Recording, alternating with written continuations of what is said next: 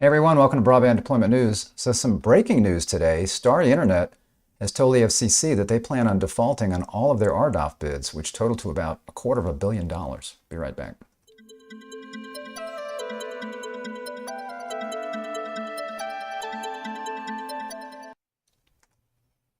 Hey there, thanks for joining me. Rick Husey here with Broadband Deployment News. So this was a surprise.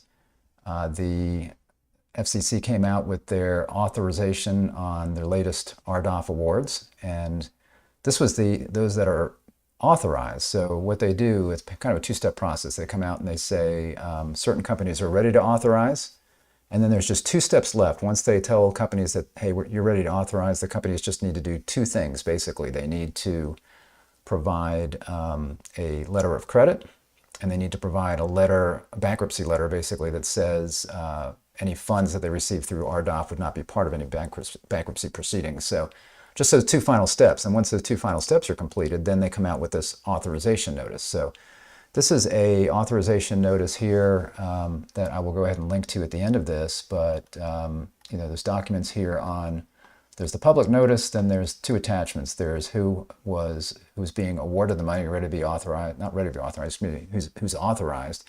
And then there are the defaults. And Starry, who was previously ready to authorize, came out and told the FCC apparently that they changed their mind at the last minute. So here is the public notice. So I'm going to go ahead and scroll way down in here rather than, I don't need to read through all of this, but so you'll see down in here, down in this section in the notes, right there, it says Connect Everyone LLC, and that's basically Starry. That's how they bid. Notified us it planned to default on all its winning bids. We had previously announced that Connect Everyone was ready to authorize in all states in which it had placed winning bids except for Mississippi. Our grant of an ETC designation for Connect Everyone in Alabama and Virginia was conditioned on Connect Everyone being authorized for RDOF support in the relevant areas. I don't know how that's relevant. And then additionally, so in addition to that, there was another default that was a little surprising. Well, actually, it was not surprising. I realized this was a different state. So additionally, attachment B contains bid defaults for CalNet and California Internet, doing business as GeoLinks. And that had something to do with ETC waivers requested and something with the state there. So you can see California Public Utilities Commission filed a response. Well, first, CalNet submitted a petition for waiver requiring ETC certification for Auction 904 winning bids. The CPUC filed a response to CalNet's position stating that the Commission, that's the FCC, does not have jurisdiction to reconsider the CPUC's decision to not grant CalNet an ETC designation for 904. CalNet responded to the CPUC's letter stating that it does not need the Commission to decide its ETC status. After review, the Commission agreed with the CPUC response in this matter. In this instance, the Commission does not hold jurisdiction to reconsider CPUC's decision and not grant CalNet an ETC designation. As such, the CPUC's decision to not grant CalNet an ETC designation stands. Thus, CalNet is in default and its petition is dismissed for lack of jurisdiction. So they're talking about specifically there, I think, in California and not the other states that CalNet or California Internet had already been ready to authorize, but I did not see them on this latest authorized list. So first off, let's get back to Starry. So again, Starry just came out and said they do not plan on doing any of this as far as RDOF goes. Now here back in August, they were still confident that they'd receive the money, and they actually did. After this happened, they did get the ready to authorize notification. So here you see fixed wireless provider Starry still believes, this was dated August 11th, still believes it will receive around $269 million in government funding from the FCC's RDOF. The FCC is in its final stages of its review of Starry's rural or if it's RDOF long-form application. And we're confident it will be granted in the near term, the company said earlier this week. Starry officials said that they still stand by that statement following the FCC's surprise announcement Wednesday, rejecting LTD and Starlink applications. So both LTD broadband and Starlink, two of the bigger winners, two of the top 10, as is Starry. Starry was like number 8 in the top 10 as far as winning bidders. they were rejected. And so this was Starry's statement right after they were rejected. And they were saying, hey, we're still confident we're going to get this. We're going to be authorized for this. This is interesting. They said, we included approximately 7 months of RDOF regulatory revenue in our 2022 guidance provided on the first quarter earnings call, and will provide an update once the FCC finalizes its process. So it sounds like they were telling investors, hey, you know, we're going to get this RDOF money. So they were including that in their quarterly earnings call. And then now they're saying they're not going to do it. You see here also Starry, for its part, is a newly minted public company on its way to around 100,000 fixed wireless subscribers across a handful of big markets such as Boston, New York City, Los Angeles, and Denver. So they were providing a lot of fixed wireless basically, but it sounds like major markets, not necessarily rural markets.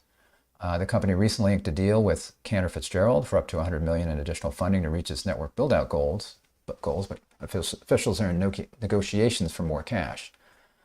So I don't know if that's related, but again, it's kind of odd. So they were talking about it in their earnings call. They were confident they were going to get this. And as I reported back in August 31st, the FCC did come out with their ready to authorize, and they authorized Starry. So you see here, Connect Everyone Starry was authorized for $247 million in RDOF. And again, they just had 2 more steps to go through. It was that letter of credit, and it was that bankruptcy letter from an outside source that says, outside attorney, I believe, that says that this money will not go towards bankruptcy proceedings. So last 2 steps, but they pulled out here at the last minute.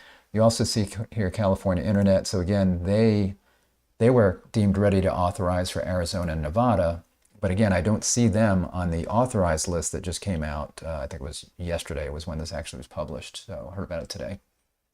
So if you look at that, here is the authorized long-form applicants. So one that you see on here, for example, again, ready to authorize was AMG Investment Groups last time back in on 31st of August. And you see here they were authorized for all these states. And again, a bunch of money, $428 million, $428.9 million. And by the way, you can see here for Starry, let's look at the numbers here. Where is it? That's it there, Connect Everyone, yeah. So Starry, so basically what they won. So again, they won for all of these states. And that turned out to be over 102,000 locations in 17,000, almost 600 eligible census blocks. So almost 16,000 census blocks and over 100,000 locations. They were authorized for $247 million. You see here that, again, AMG Technologies, that's what they were authorized for. Quite a few more, 205,000. But now as we go to this list, so again, you see AMG. So this is the authorized list. So AMG is on here. So these guys were ready to authorize last time, as we saw in that spreadsheet. And they're on here for authorize. I'm going to scroll way down to the bottom because this is all AMG because they had all of those census blocks and locations. Then we have, after them, eventually, we have Northern Arapaho Tribal. Is there anything else on here? Yeah, basically Northern Arapaho Tribal. They were not on that last ready to authorize list. They must have been on a previous ready to authorize list. And we've got SafeLink Internet. SafeLink Internet was also on that last ready to authorize list. So on this list, we see that AMG and SafeLink, and then this Northern Arapaho Tribal Association, whatever that was is now considered authorized. So it's kind of interesting that we don't see, who was it? Nextlink. Nextlink is AMG. So Nextlink is authorized. So they're good. So I was wondering about Nextlink. I forgot that they were also called AMG because Nextlink was really a large bidder and large provider, and one that's doing fixed wireless and fiber mixture, kind of like Starry had bid on fixed wireless mostly, and I think wireless. So AMG looks good. And then here's the bids in default. So you can see we've got CalNet, and these are going to be all the California locations right there. I'm going to scroll through those. California Internet. And then what do we got? More California Internet.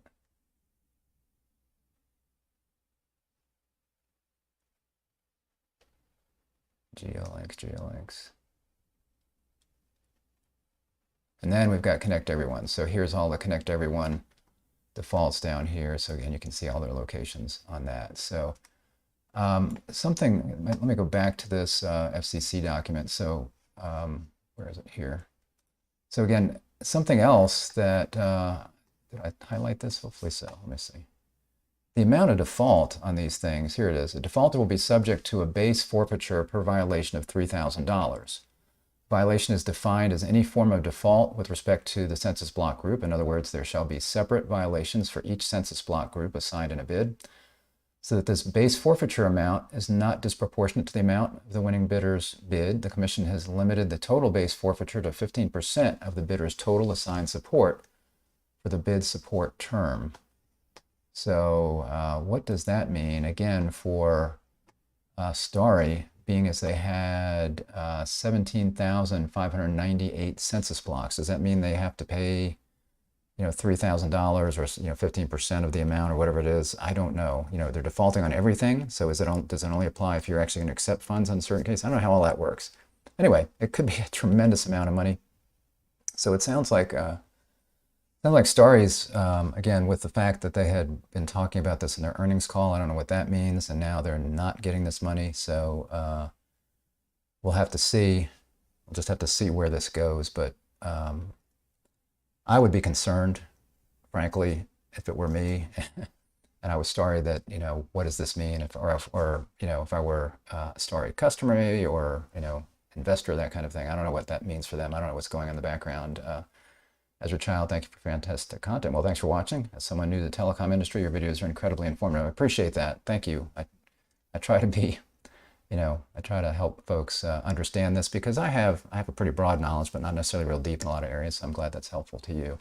So again, interesting that Starry has pulled out here. I don't know what's left on RDOF, because again, a lot of the big bidders are either have been now authorized, like we see that we saw NextLink, again, doing business as AMG.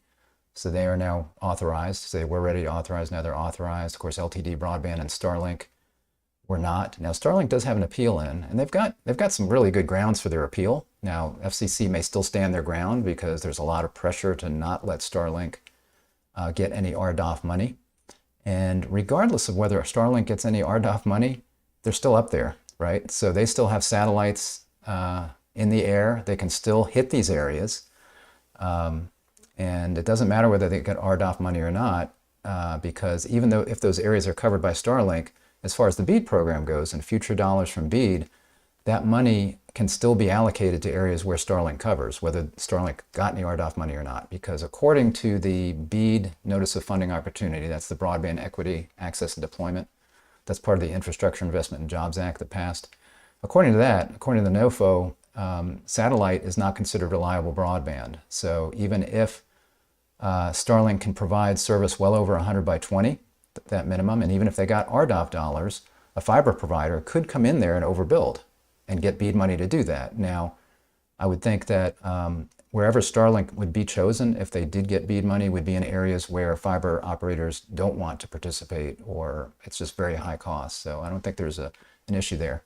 But again, they're going to be up there anyway. The whole question was whether they can meet the speeds that were required. And what they say is, yeah, we can meet those speeds. We'd need to get more infrastructure up there, which would mean more satellites. So in the constellation covering a particular area that they're serving with RDOF, they'd have to have more satellites up there so they had more bandwidth so they could maintain those speeds. Because what we've seen, when Starlink launches in an area, they start out and they're over the 100 by 20 threshold for what's considered underserved. Anything under that is underserved. And then if you're less than 25 by 3, you're unserved.